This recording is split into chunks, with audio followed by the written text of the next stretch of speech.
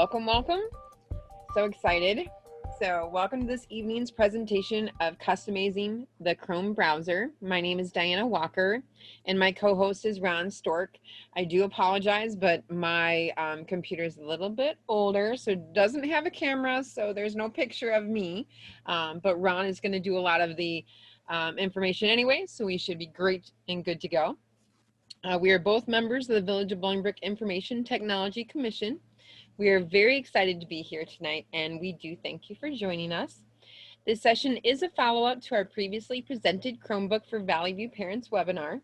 If you missed that previous presentation, it is available on YouTube, and we'll tell you more about how to find it at the end of this session. Tonight, we will review some of the features of the Chrome browser and how to optimize some of the browser settings to make it a more useful tool.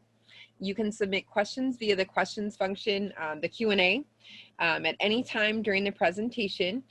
We have allocated time at the end of the formal presentation to answer as many questions as we can. With that said, I will turn it over to my partner. So Ron, take it away. Thanks everybody for coming to the presentation tonight. The topic is going to be customizing the Chrome browser. I'm going to talk a little bit about what the Chrome browser is to start with, and then some of the cool features, and then we'll get into some videos and some of the interesting options on the Chrome browser.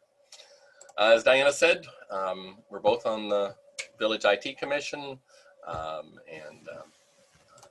so now we'll hop into the presentation. What is the Chrome browser? And this is straight out of Wikipedia. But first of all, a browser, there's quite a few different types of browser, but basically a browser is how you look at things on the web.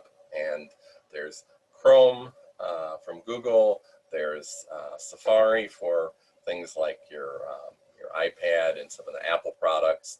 There's what used to be Internet Explorer, now called Edge from Microsoft. There's Mozilla, Firefox from by Mozilla. So those are some of the more popular browsers.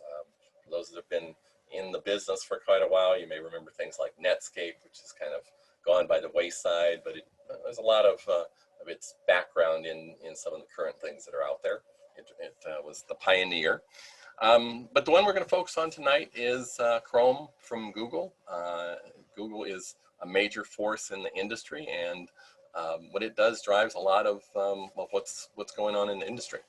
As you can see from the slide here, Chrome has about 68% of the browser market share in the world at this time in 2020, and so that makes it the 500-pound gorilla in the room that makes an awful lot of sets an awful lot of direction for things.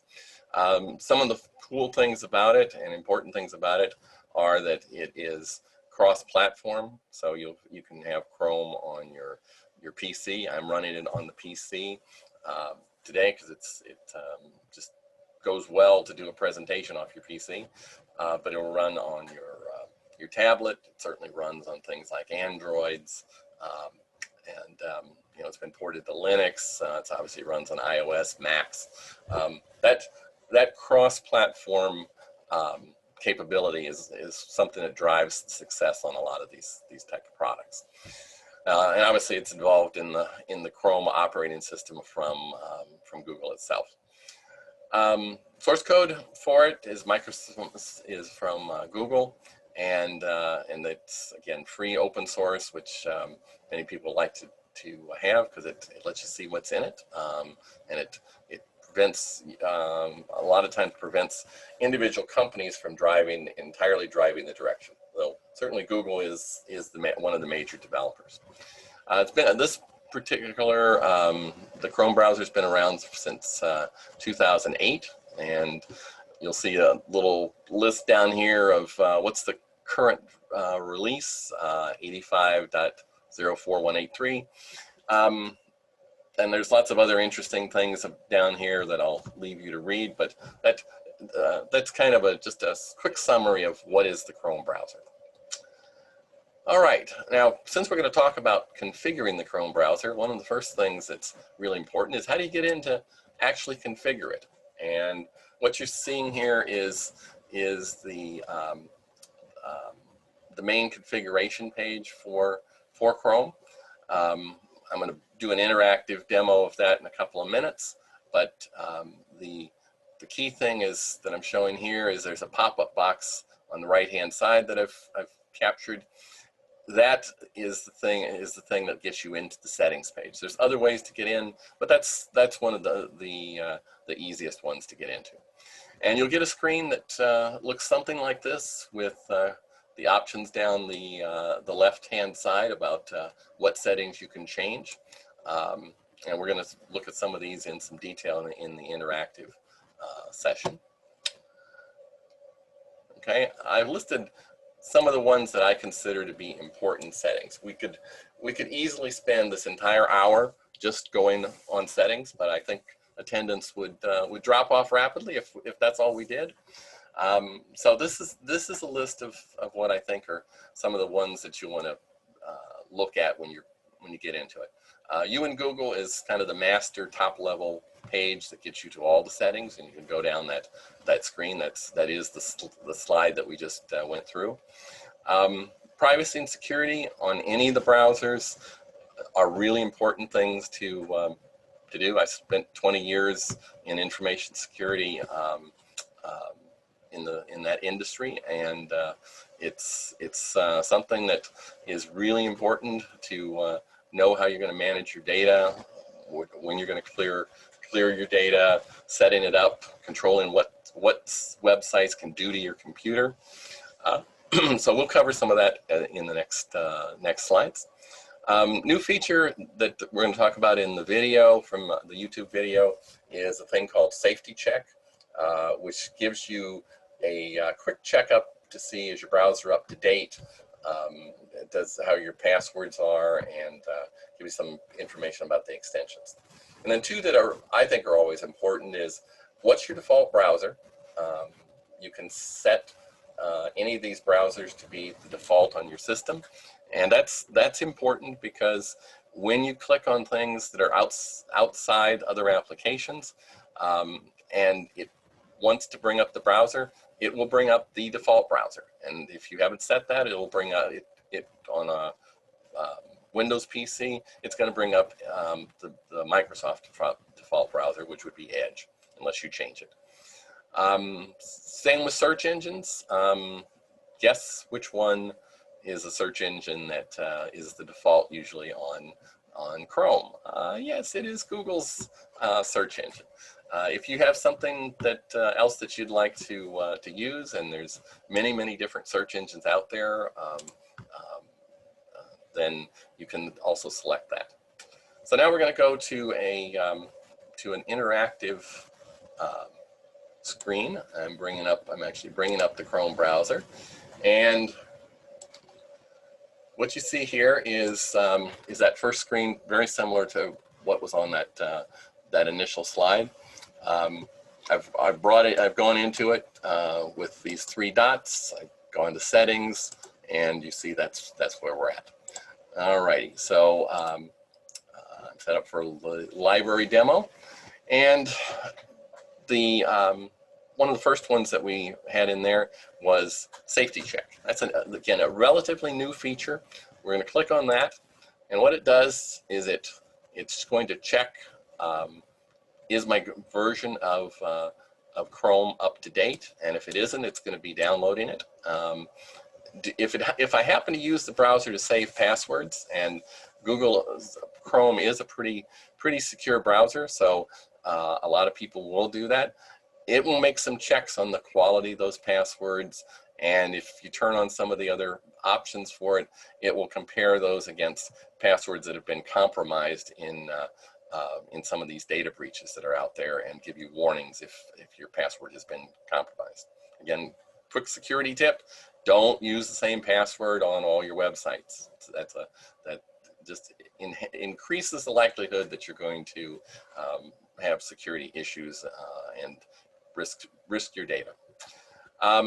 There's also, it's going to tell you what kind of browsing you're going to be using? Are you using standard or enhanced? And what are the, are you protected from extensions?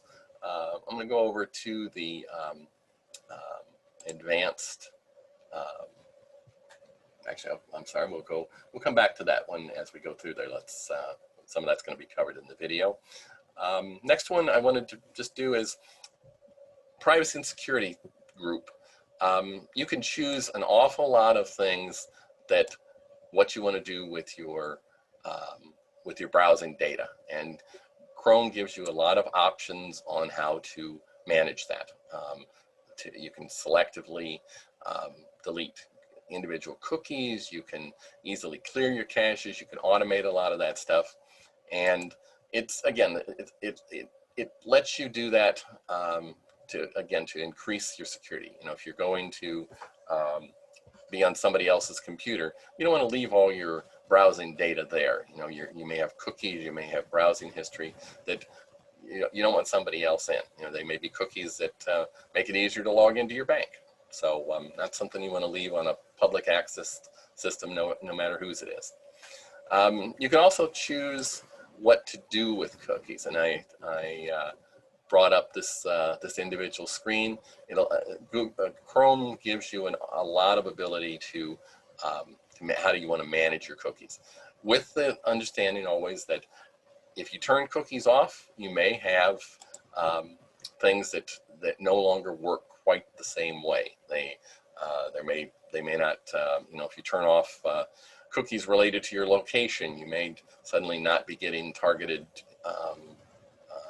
say, ads or news to your area. So, so it's one to think about. There's a lot of things that you can read about how to manage cookies.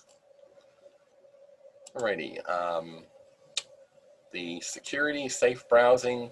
We're going to see this in the video.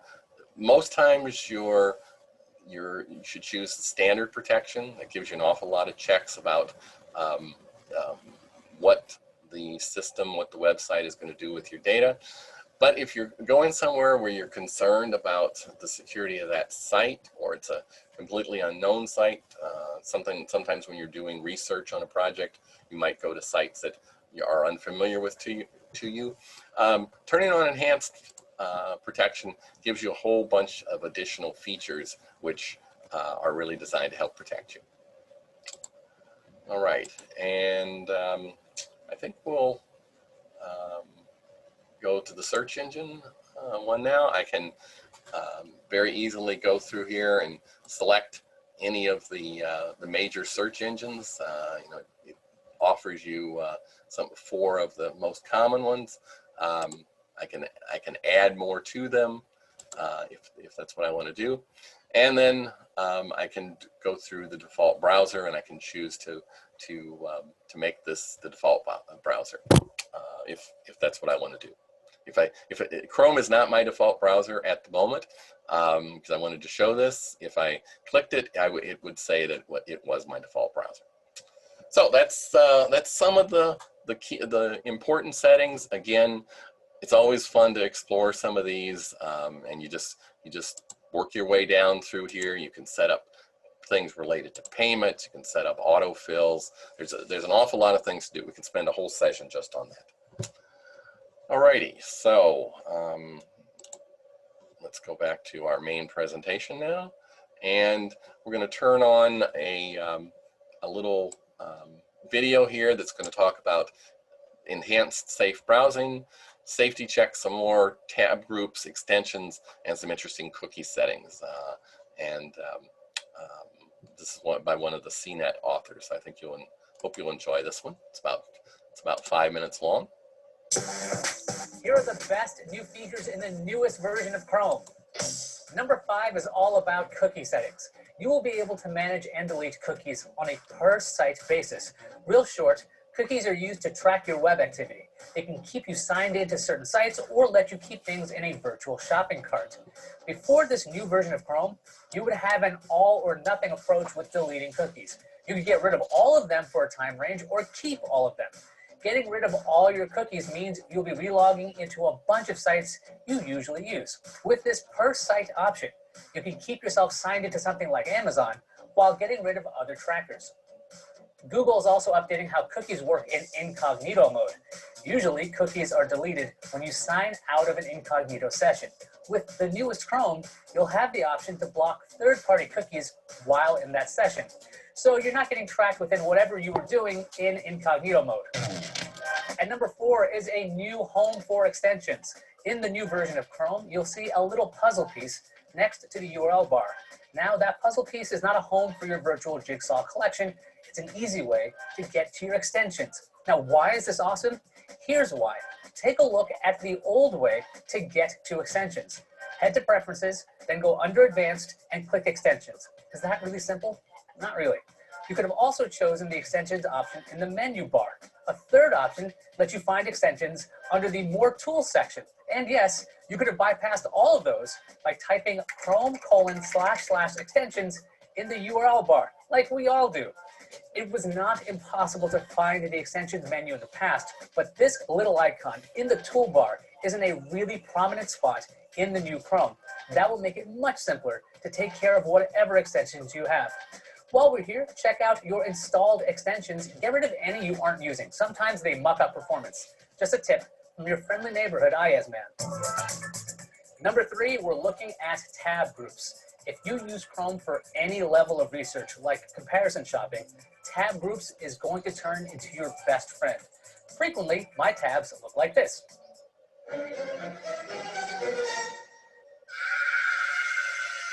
When I want to find the tab that I was looking for, I wind up clicking around, finding nothing, and then I end up walking away in frustration. I then remind myself it's not the computer's fault and not to throw it against the wall. Well, with tab groups, that insanity might be partially helped. Right-click a tab and set a group. Then you can right-click other tabs and add them to that group. Want a second group? Not a problem. There's even labels and color coding. Google even suggests using emojis for inspiration. I think that emojis would be good since a picture's worth 1,000 words. Your tab groups are saved when you close Chrome. They pop back up when you come back. That's fantastic. I know this does not seem like much, but it will come in very handy. As an aside, if you want to organize your insane research sessions, I suggest the Chrome extension called Session Buddy. You can save your massive list of tabs, then close them. That frees up your RAM too. And number 2 is Safety Check. It can be a pain keeping up with the news to find out if one of the 8 million services you signed up for has been compromised. That's where Safety Check comes in. If you allow Chrome to remember your passwords, Safety Check will tell you if your passwords have been compromised. Not only that, it'll tell you how to fix them. That's handy. Sometimes when there are breaches, I wonder, do I have to do anything? Should I change my password just in case? Was I silly enough to reuse that password somewhere else? I hope not. Safety Check to the rescue. If you end up at a site that is not on the up and up, Chrome will warn you that you are on a dangerous site. Are you about to download a dangerous app or extension? Safety Check to the rescue. And if you had an extension that turned out to be evil all along, Safety Check will let you know and help you get rid of it. And the number 1 best new feature in the newest Chrome is Enhanced Safe Browsing. This is an opt-in feature of new Chrome, but I think it's going to be very useful, and yes, I'm a fan of security. Here's what it does. If Enhanced Safe Browsing is turned on, Chrome is going to check whether those pages you visit or whatever you're downloading are dangerous. This will happen in real time. If you're signed into Chrome, your Google apps will offer more protection when you're using Chrome. This helps fight against malicious downloads and phishing sites. Phishing sites are a real pain. They can look like the real thing, and you run the risk of giving away sensitive information to some bad guy. Google says it will be adding more to the Enhanced Safe Browsing feature, including warnings tailored to you. If you want to turn on the setting, head to Privacy and Security, then Security, and check Enhanced Protection under Safe Browsing. If you're looking for a good browser not named Chrome, check out this video right here. Remember to keep your apps updated. I'm Aya Zakhtar, and I'll see you online. Okay. That was an interesting one. So we're going to switch back to our main presentation now. And I thought I would add a couple of, just a couple of features that I thought are particularly nice. I think most people are familiar with the concept of sending something to your TV or to another screen, what's known as casting. Nice thing about Chrome, it's actually built in into the system on the settings page. You can, if you have devices that you can see on that when you go to the cast mode, that you can see them from your PC or whatever device you're using Chrome on, you can cast directly to those devices. It's really nice to, you know, when you have a big screen TV and you're sitting there looking at YouTube videos or something on your tablet, to be able to send that directly to the screen and share it with the family. That just works really, really well. And it, not all the browsers, not all of the tools that allow you to cast things make it easy. I've sometimes given up in frustration after 15 minutes of trying to cast something from my iPad to my TV. It's more of in this case, it's more of a particular TV model, particular iPad that just aren't compatible. Another one is, in the video, he mentioned incognito mode. Incognito mode is a way that you can basically turn your browser more or less invisible. You're not going to preserve things like your history, your cookies, information you've entered into forms, any history of your website.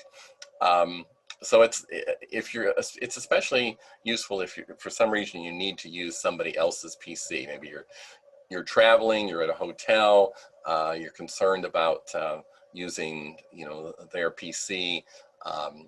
If you need to do some banking thing, this is a way that you have some assurance that you've protected yourself from a lot of threats. Not all of them, but from a lot of threats.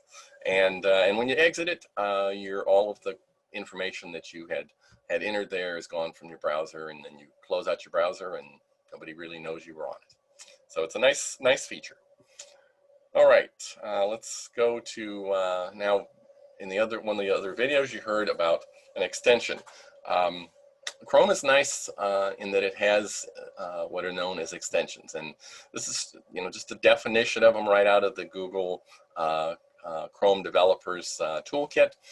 They're basically small software programs that do a particular thing, and that's one of the requirements on them, that they be very focused on what they do.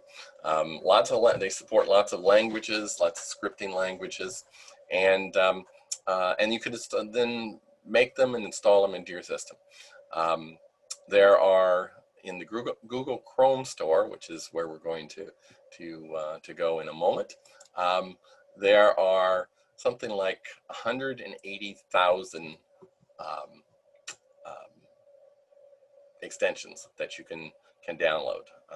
And I'm going to take us back to the Chrome store for a second. Left our last video here, sorry about that. So we'll go to the Chrome store.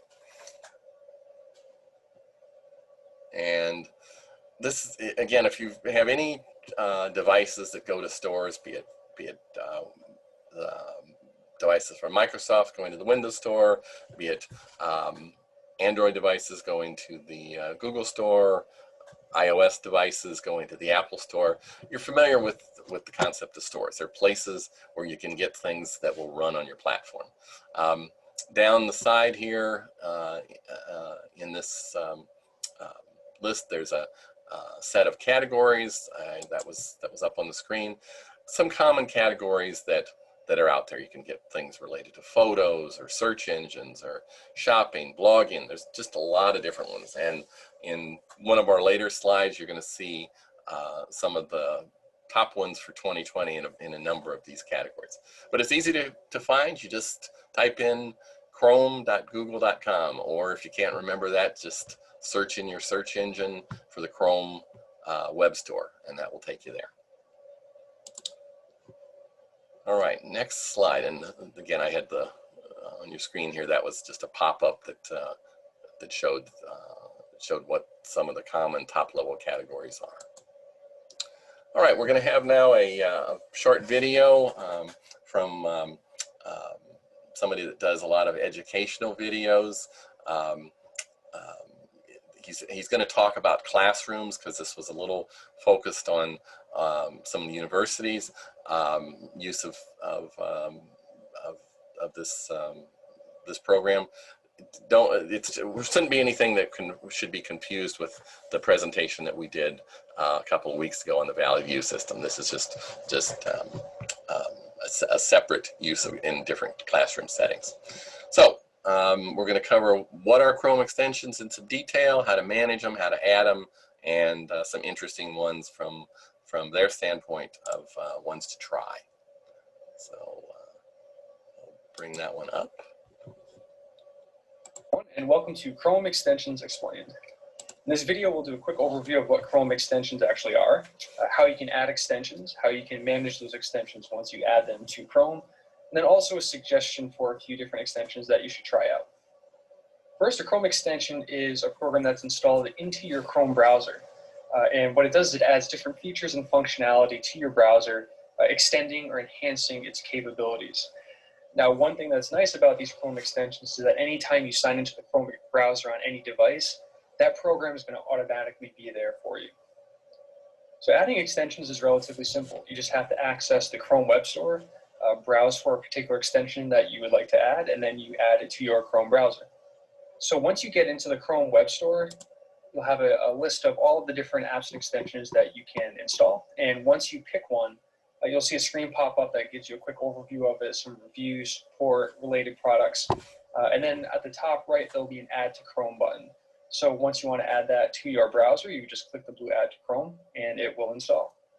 Now, once you've added an extension, it's typically going to appear up to the top right next to your address bar. So this is just a screenshot of one of my Chrome accounts. And you can see I have Screencastify, the Save to Dry, the Nimbus screenshot. So the ones that I use regularly are up in that top right, and that's where you can quickly access the extension and also get to the different options. So as far as managing the extensions, the way that I do it, that seems to be the simplest, is just to right-click in that extensions area. And the three things that typically pop up are the options. So if there are any other options that you can enable in that extension that will pop up, you can remove it from Chrome if you no longer want that extension, or you can keep it there but just hide it in that menu. So it may be something that you just want running in the background. You just don't want that Chrome extension icon to appear in that space. But if you want to go into a little bit deeper settings for it, you can click on the Manage Extensions button to the bottom. That'll bring you to a page that looks like this. And this is where you have a lot more access to enable and disable certain extensions, because you may not want to remove it right away. You may just want to disable it. And also access the extensions options menu if it's available. If you would like to remove an extension entirely from your browser, you would just click on the little trash icon to the right there. So here are a few extensions to try out. The first one, Save to Google Drive, that's an extension that I find really helpful because it can take web content, for instance, a PDF that you've opened, and it will add it directly into your Google Drive. There'll be no need to download it or install or get the link. Just click the Save to Google Drive button, and it will go right into your drive. And you can even specify which folder you'd like them to go into, whether it's a top-level folder or a specific one just for that web content. The other one I use quite a bit is Share to Classroom. So that's an app that allows you to post or push web content to your Google Classroom classes so that they can open them instantly on the students' devices. You can also use it to post announcements, create assignments, or save web pages that you want to post to Classroom later on. It's a very versatile tool. Screencastify is a fantastic extension if you want to create screen captures or screencasts. I've seen it great for teachers who want to create instructional videos and flipped lessons, and I've also seen a lot of students using that particular one to create a demonstration of their knowledge or proficiency in a topic, because they can click that Screencastify button and anything on their screen they can turn into a voiceover video. And along those lines, Nimbus Screenshot's a great tool if you want to take a quick screenshot image of anything within the Chrome browser. The other nice thing is that you can not only download it, but you could also save it directly into your Google Drive if you want to just push it directly there. Read and Write for Google is a powerful extension that is a built-in text reader, and that's really powerful for students that may need certain accessibility features built into Chrome. There are also other features such as word prediction, there's a highlighting tool, and a lot more specifically for the upgraded version, but very good tool for the text reader. And then lastly, Keep Awake's one that we found very helpful on the Chromebooks because we've had a hard time finding a way to keep them from falling asleep. So what this button does, it lets you toggle on the top right where that extensions area is to either have them always on, which is the sun icon. You can keep them from sleeping after a certain amount of time with the sunset, or you can just turn on the moon and it will be completely left unchanged with the regular power settings. And there are many more extensions that you can access in the Chrome Web Store that you can add directly to your Google Chrome browser. So highly suggest checking it out and taking a look at what might be helpful for you. Okay, kind of an interesting talk there on those. Again, I encourage people to experiment around with these. Go to the store, find some topic that you think might be useful to you to improve how it's done, and you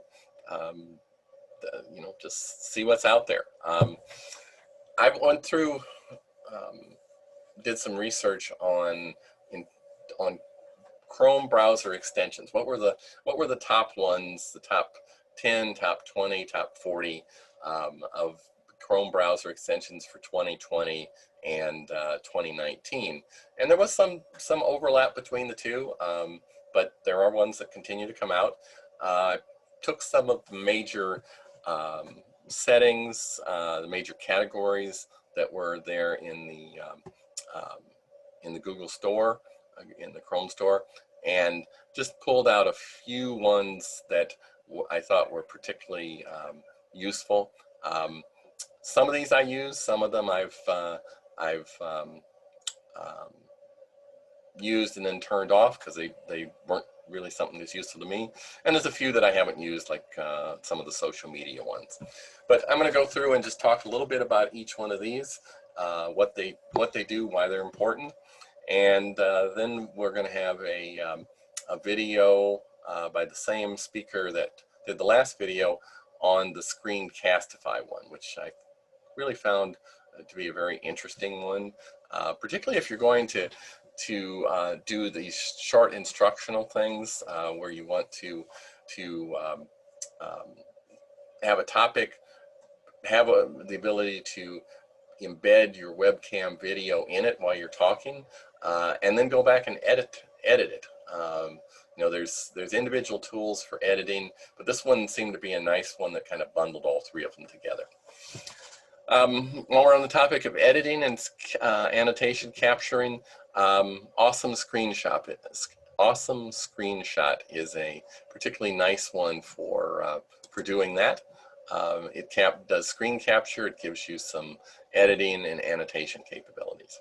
And on both of those topics, there's dozens and dozens of them that are out there. And I will say on all of these ones, you're going to find out of that 180,000 different extensions that are out there, there's ones that, you know, have a couple of dozen users, and you always want to treat these with some care.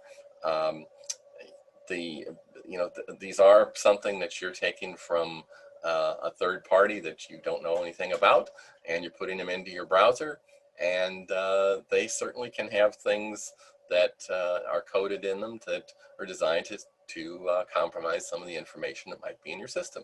So look at them. Tools like the safety check that we talked about at the start are designed to help weed out some of those that have been reported with issues. Google does some testing on these as well, and there's lots of third parties that do testing on these. But you want to look at them and be comfortable with them. Ones that have, my rule of thumb is ones that come from big providers and have lots of users are much more likely to have been had a more thorough security testing than ones that have 10 users. So just tip for security tip. A couple of security ones that are useful. LastPass, again, I mentioned earlier, if you're using the web and you have more than 10 different websites, hopefully you have more than one password that you're using to log into them. In an ideal world, you should have 10, but when you start to get 100 sites that you go to, having 100 passwords is challenging to remember and have them be unique. Tools like LastPass, and there are other ones, but it's one of the major players in this space. I think with over 10 million extensions, users of this extension. It also has a full application suite that downloads onto your desktop and into your laptop and your phone. So this is kind of an integrated system. I use it for my passwords and have been very satisfied with it. I encourage people to take a look. The application version is not a free version. You do pay for that. And since we are on the topic of pay, many of these do have a free mode, but they also then may have a more full-featured mode that you have to pay for. So when you go to the store, some of that information will be there so that you can see which ones are free and which ones you need to get your credit card out for.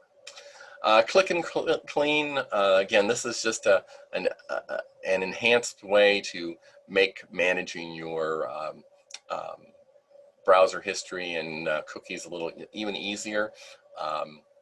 So it seemed to have some popularity. Privacy, let's go to that category. Privacy, the biggest thing that probably everybody complains about on the webs are ads. And why do we have ads? Well, we have ads so that people will develop content, companies will publish it, and you can have all these really cool services that are out there.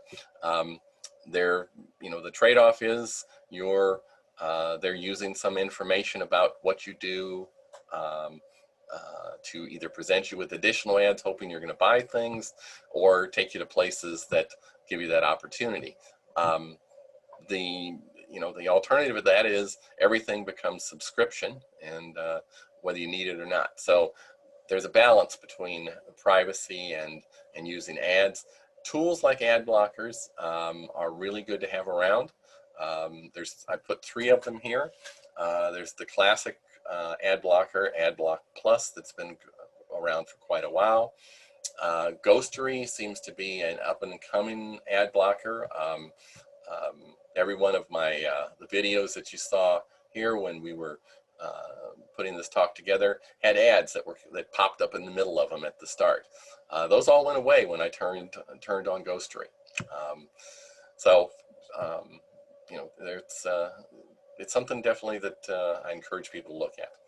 DuckDuckGo is also makes a search engine, but they have a extension that talks about privacy essentials, and it again helps to reduce the tracking that ads do, the tracking cookies that are out there that make it easier for the advertisers to track where you go, what you've been looking at, and makes you wonder why was I just looking at buying a new lawnmower, and all of a sudden every time I go online, I get an ads for lawnmowers. It's because they're tracking you. All right, couple of shopping ads. We'll go through this rather quickly. Honey is a good one that searches for a lot of really good online deals. Amazon Assistant searches through the Amazon products and helps you do some comparison shopping across the web. Again, if you go out there and search for shopping, there are a lot of these. So, if you're going to do that, find one that you like. Blogging, any type of writing, Grammarly, Google Dictionary, check your grammar and spelling, look up dictionary words. Productivity, things like clipping web pages and saving them for later research. Tools like Evernote are really good. Todoist is a way to manage your to-do lists across devices. And for those of that are interested in social media, saving things easily to your Pinterest boards, or saving it to aggregate things on Facebook. Both of them are nice nice tools, nice extensions that that are out there. Lots more out there, so I encourage you to just explore. All right, we're coming to our last video and nearing the end. So this one is going to talk about the screencastify. As I mentioned before, some of these are free and some of them have a price. In the case of the thing you're going to see the video on, it's free and the editing is free and the number of recordings you can make are free as long as they're all under 5 minutes long. If you want to make a 6-minute long one or an hour long one, you have to pay a $49 yearly fee. So that's something that's in the details of them, and you know, you just have to decide what's right for you. So let's go look at the video on screencasting. Castify is one of the most popular screencasting tools out there. But what is screencasting? If you're new to this concept, it's essentially taking a video recording of anything that's on your screen, but also enabling audio voiceover as well as video to be embedded into it if you choose to do that. It's a good tool for teachers, but also students. Students can use this as a way to demonstrate understanding through screencast video. Okay, so before we jump in, what you'll have to do is add the screencast extension. If you haven't done that before, you just need to go to the Chrome Web Store, search for Screencastify and add it. Once you install it, it'll ask you to give it access to your microphone, your video, your screen. Once you have that initially set up, then you're ready to rock. Okay, so here's how you would actually create a Screencastify video. So first you would pull up the tab that you would like to have in the background. So most people start with just a slideshow, whether it's Google Slides or some other format, but you can essentially record anything that's on your screen, anything that you want to demonstrate, whiteboard, things like that. So I'm going to have this presentation up, and to start recording it, what I would do is click on the Screencastify extension to the top right, and then here's the dashboard for Screencastify. So you have 3 different options here. First is you can pick the browser tab that you're on. You can choose the whole desktop, or if you want to just do a webcam, you could do that. Although if you're going to do that, you really don't have the value of it being a screencast. So typically you're going to choose browser tab or desktop. The next thing is you can choose to have your microphone on or off. Once you click microphone on, then you can toggle between the microphones. So for instance, I would want to choose the Yeti Nano because that's the better mic. And you can see the green bar here going up and down. That's to show that the microphone's actually working. The next thing you can do is enable your webcam. And when you do that, then you get to choose which of the cameras. I only have one. That's the built-in camera on my computer. So once you are ready, you're going to click the record button. And on the bottom right, you can actually see where the embedded video would be. And you can move this around. You can change the size of it. One thing to keep in mind is, depending on where the information in your slides are, you don't want your video to be covering up important information. So that's one thing that I suggest is think about where you want that to be, and on your slides or whatever you're presenting, maybe adjust and move things around. Now, the other thing that's important is if you don't click on the actual screen that you want shared, that blue button won't light up. So click on the entire screen, or if you want to do the application window, you could choose that as well. But I'm just going to do entire screen here. I'll click share. Another tip is that if you go full screen on this, it'll make it a lot easier to see. And actually now, you just saw that 3, 2, 1 countdown. So now it is recording live. That's just like a quick visual cue to let you know that you're starting. And once you're in the video, so you see that button to the top right, that's how you know that you're live and that is recording. On the bottom left, you also have a few different options. You can pause and restart the video. That's really important for teachers that maybe want to go to a different page or a site and don't want there to be too much of a lag in between the instruction. And there's also the edit tool here where you can actually have a mouse focus. So as you click on that, you can see that there's like a spotlight on whatever I'm pointing to. And there's a similar one with the pen where you can actually draw and annotate over the top of what you're presenting. This is really important in, say, like an English class where maybe you want to annotate some text, or in a math class where you want to draw out some of the different equations. A lot of different uses to this, but that's the annotation tool. The eraser tool, that's to the right. That's what you would expect. That's where you can erase any annotations that you made. And then if you want to completely wipe everything clear, on the top left, you can see that wipe screen clear button. Then it will get rid of everything. Once you're finished your recording, you're going to click on the top right where that Screencastify icon is, and then you'll see the pop-up menu come up again, and that's where you can stop your recording. Here it is. So here is where you can either start again if you wanted to just redo your video. You can pause it, and then this is where you can stop it entirely. So now it is stopped. And the other nice thing about Screencastify is that it loads right into your Google Drive. So once you're finished with it, it has a folder that's already there for you. So this is the preview screen. You can take a quick look at how it came out. You can hear the audio, you see the visuals. It's just a quick glimpse on what you'd want to do with it. And then this is the shareable link. This is where you can just copy and share it with whoever you want to see your video.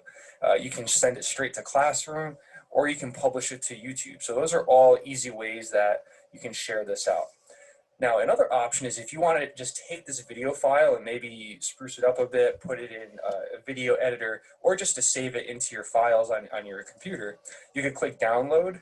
And I actually suggest exporting it as an MP4, and that will be compatible with just about anything that plays videos. And then this is a cool feature that came out, is you can actually create an animated GIF image based on what you created. So if it was a quick tutorial or something like that, you can just push it out as an image file. So those are the basics of Screencastify. Give it a shot. It's a very powerful tool. I know teachers across the world are using this. And if you have any questions, feel free to reach out anytime at tomdriscoll.edu or at tomdriscoll.edu.com. All right.